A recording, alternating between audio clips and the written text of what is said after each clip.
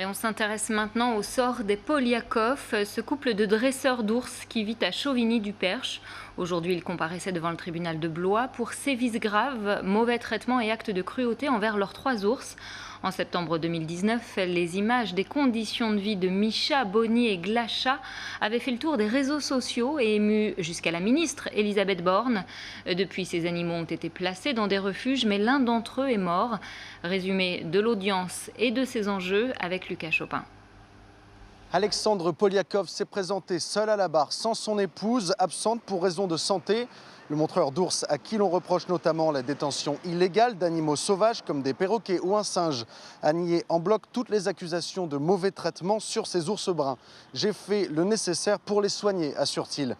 Pour l'avocat du couple, la défense est toujours restée la même. Ils ne sont pas responsables du mauvais état de santé des ours. La ligne de défense elle est assez simple, il y a des infractions qui sont purement matérielles sur des animaux qu'on n'avait pas forcément le droit de détenir, des oiseaux, des singes.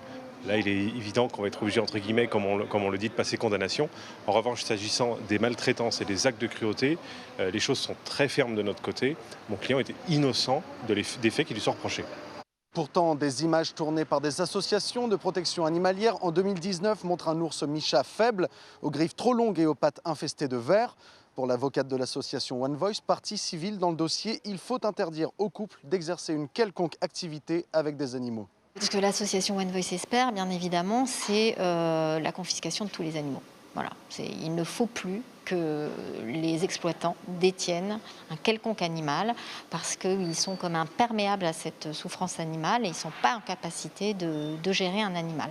Le jugement a été mis en délibéré. Le couple risque jusqu'à 2 ans d'emprisonnement et 30 000 € d'amende pour l'exercice de sévices graves sur ces ours.